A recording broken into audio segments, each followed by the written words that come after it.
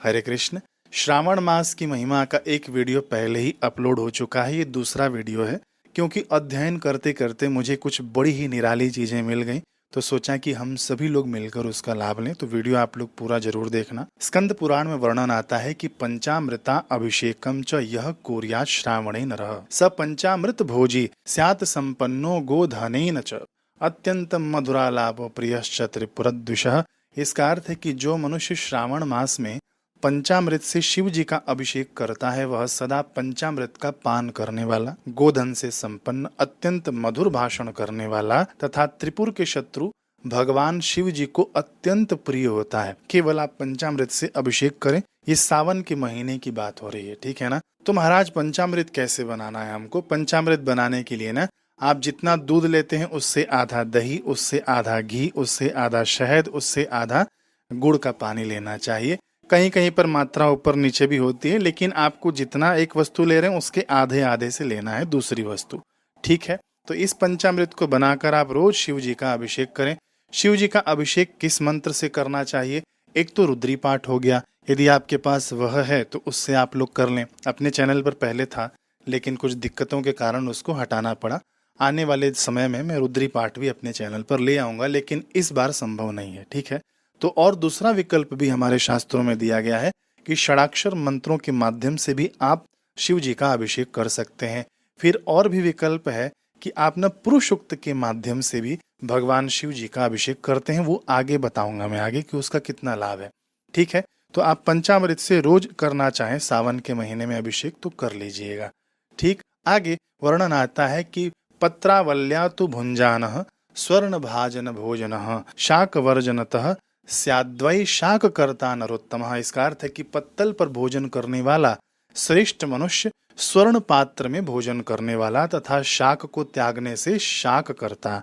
देखिए यहाँ पर पत्तल पे भोजन यानी पलाश के पत्तल की यहाँ पर बात हो रही है। पलाश का पत्तल नहीं मिले तो कमल के पत्र पर भी आप लोग भोजन कर सकते हैं। वह भी नहीं मिले तो कहीं कहीं पर बड़ के पत्तों का भी वर्णन आता है, ठीक है ना। लेकिन सबसे सर्वोत्तम पलाश के पत्तों का वर्णन आता है, ठीक। तो हो सके तो यत्न पूर्वक पलाश के पत्तों का आप लोग कहीं से व्यवस्था कर लेना और उसके अंदर खाना खाना चाहिए। आप 4 महीने का विधान है, चतुर्मास के नियम में आता है। आप लोगों ने वीडियो सुना होगा तो उसके अंदर मैंने बताया है। यहाँ पर सावन की महिमा है और शिव जी भी यही बता रहे हैं कि सावन में पत्तल पर भोजन करना चाहिए। आगे वर्णन आता है कि केवलम भूमि शायतु कैलासे वा समाप्नुयात। जो केवल ना भूमि पर शयन करते हैं, भूमि पर सोने वाले जो पूरे सावन मास की बात हो रही है वह कैलाश में निवास प्राप्त करते हैं।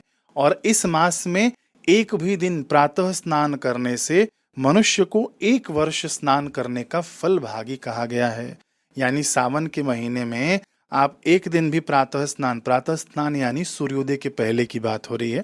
सूर्योदय के पहले पहले नहीं कर सकते हैं, तो सूर्योदय हो जाए उसके 1 घंटे के अंदर अंदर भी स्नान यानी सूर्य में जब लालिमा होना तब तक स्नान कर लेंगे तो भी चलेगा। इसको प्रातः स्नान कहा गया है। तो यहाँ पे भगवान बता रहे हैं कि प्रातः स्नान करने से वह वर्ष भर के स्नान करने का पुण्य फल प्राप्त कर लेता है। जो एक दिन भी सावन के महीने में स्नान कर लेता है वो मर्द हैं जो पूरे महीने स्नान करने का संकल्प लेंगे। देखिए, कृपणता यानी कंजूसी ना आप सांसारिक चीज वस्तुओं में रखिएगा, लेकिन आध्यात्मिकता में आप लोग ना बढ़ चढ़ कर लाभ लीजिएगा, ठीक है। लगना क्या है, सुबह उठकर स्नान ही तो करने के लिए कहा गया है। 1 वर्ष के स्नान का पुण्य फल आपको मिल जाएगा एक दिन में, ठीक है। 30 दिन यदि आप करते हैं तो आप उसकी गणना कर लेना कितना पुण्य होता है। इस मास में जितेंद्रिय होने से मनुष्य को इंद्रिय बल प्राप्त होता है। जितेंद्रिय यानी इंद्रियों का संयम रखना चाहिए, है ना, खाने पीने पे। और जो भी हम लोग को इंद्रियों पर संयम रख सके उस प्रकार से आप लोग संयम रखिएगा।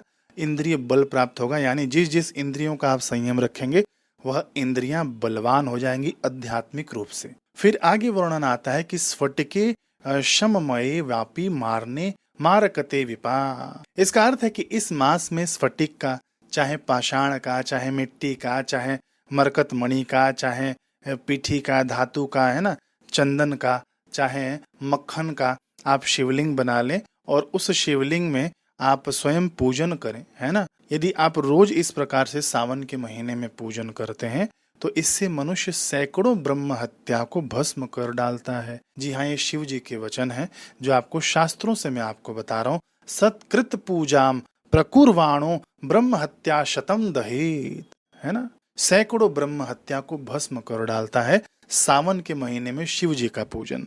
शिव जी का पूजन कैसे करें महाराज? देखिए, शिव जी का पूजन नहीं आता हो ना, शिव जी की विशेष रूप से ना, इसीलिए शिव जी को भोले बाबा कहा गया। उनकी पूजन की विधि नहीं आती हो, बस हृदय से आप कुछ अर्पित भी कर देते हैं ना तो प्रसन्न हो जाते हैं, ठीक है ना। कुछ नहीं आता हो तो एक लोटा जल सावन के महीने में चढ़ाने का नियम जरूर ले लेना चाहिए, ठीक है। आगे और भी मैं बता रहा हूँ कि पूजन कैसे करना चाहिए, ठीक है। मैं बता सकता हूँ कि आप पंचोपचार से पूजन करिए, आप षोडशोपचार से पूजन करिए, है शास्त्रों में इसकी महिमा भी है। लेकिन मैं आपको सबसे धरातल वाली बात बता रहा हूँ कि शिव जी भोले बाबा हैं, ठीक है ना। थोड़ी सी चीजों से प्रसन्न होने वाले हैं। कुछ नहीं कर सके तो कम से कम एक लोटा जल चढ़ा देना, आपकी पूजा में गिनती हो जाएगी, ठीक है ना। ये सैकड़ों ब्रह्म हत्याओं को भस्म कर डालता है। ये सावन की महिमा मैं आपको बता रहा हूँ। आगे वर्णन आता है कि सूर्य चंद्रो परागेशु सिद्ध क्षेत्रे पिवा क्वचित सिद्धिरिया लक्ष्य जापेन सकृत स्याज जपतो अत्र सा अन्य काले कृताये सूर्य नमस्कार प्रदक्षिणः।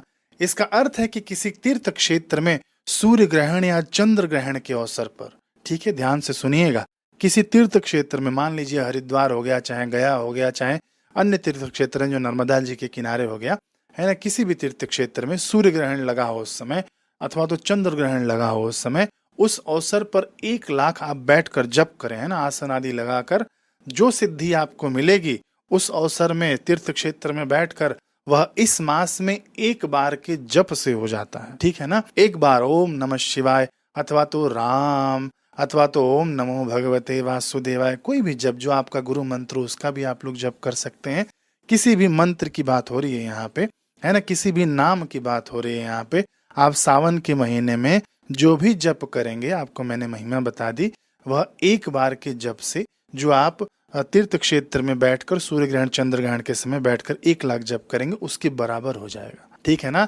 तो अधिकम जपम अधिकम फलम, चलते फिरते बस भगवान के पीछे पड़ जाइए, भगवान के नाम का जप करिए, ठीक है। दूसरों की बातों से बचिए, दूसरों के पर चर्चा से बचिए, दूसरों की निंदा स्तुति से बचिए, ठीक है ना। इसने क्या किया, उसने क्या किया, 1 महीने के लिए आप पूरा विरक्त हो जाइए इन सब चीजों से और लग जाइए इस कमाई में, लग जाइए। पुण्य कमाई है, इसमें लगना कुछ नहीं है, आपका कुछ धन नहीं लगेगा, बाकी कुछ नहीं लगने वाला है, लेकिन मिलेगा बहुत कुछ, ठीक है ना। ये सावन की महिमा मैं आपको बता रहा हूँ। सावन महीना शुरू हो चुका है 2026 में अभी, ठीक। आगे सुनिए, अन्य समय में जो 1000 नमस्कार और प्रदक्षिणाएं की जाती हैं, उनका जो फल होता है इस मास में वह एक बार करने से प्राप्त हो जाता है ना। शिव जी को प्रणाम करें, सूर्य भगवान को प्रणाम करें, है ना, जो श्रद्धा भक्ति से। सावन का महीना चल रहा है ना, पवित्र महीना चल रहा है, यहाँ भगवान कह रहे हैं, है ना,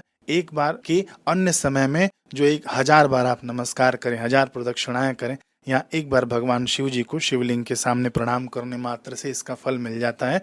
सावन की ऐसी अद्भुत महिमा। देखिए, ग्रंथ तो मैं पहले भी पढ़ा, लेकिन ये सब चीजें मेरे पढ़ने में से रह गई होंगी, है ना। तो लेकिन अभी जब पढ़ने में आया तो मैं बोला सब तक जाना चाहिए, ठीक है ना। ये स्कंद पुराण से मैं आपको बता रहा हूँ। आगे भगवान कहते हैं कि मत प्रिय श्रावणे मासे वेद पारायणे कृते सर्वेषां वेद मंत्राणाम सिद्धि सम्यक प्रजायते मासे अस्मिन् पौरुषम सुक्तम जपते श्रद्धयान्वितः कृत्वा सांख्याम सहस्रम तु कुलो स्यात् चतुर्गुणम वर्णानाम संख्यया वापि शतम कुर्यात् तन्द्रतः। इसका अर्थ है कि मुझको प्रिय, कौन कह रहा है, ये भगवान शिव जी कह रहे हैं कि मुझको प्रिय इस श्रावण मास में वेद पारायण करने पर सभी वेद मंत्रों की पूर्ण रूप से सिद्धि हो जाती है। तो देखिए, आप लोग वेद पारायण तो कर नहीं सकते, तो इसीलिए आगे सुनिए, शिव जी उसका और उपाय बता रहे हैं कि श्रद्धा युक्त होकर इस मास में 1000 बार पुरुषोक्त का पाठ करना चाहिए, 1000 बार, ठीक है ना। अथवा तो कलयुग में, शायद ये भगवान ने सतयुग के लिए बताया होगा, कलयुग में भगवान कह रहे हैं कि इसका 4 गुना कर लेना चाहिए, यानी 4000 पाठ करना चाहिए। यदि यह करने में असमर्थ हो, ठीक है ना, 4000 पाठ कैसे कर पाएंगे, असमर्थ हो, भगवान ने और उसको सरल बना दिया, ठीक है। यदि यह करने में असमर्थ हो तो आलस्यहीन होकर मात्र 100 पाठ करना चाहिए। किसका? पुरुषोक्त का। अब कौन कह रहा है? भगवान शिव जी कह रहे हैं। इसीलिए मैंने कहा कि भगवान शिव जी को पुरुषोक्त बड़ा ही प्रिय है ना। आपके पास रुद्री पाठ नहीं है रुद्राभिषेक के लिए, तो पुरुषोक्त चालू कर लीजिएगा। अपने चैनल पर है, आप सर्च करना पुरुषोक्त पाठ बाय योगीराज मनोज, तो आपको मिल जाएगा। 10 मिनट का पाठ है, चला लेना और भगवान के ऊपर अभिषेक करना 1 लोटे का। इतना नियम आप सब लोग ले लीजिएगा, ठीक है ना।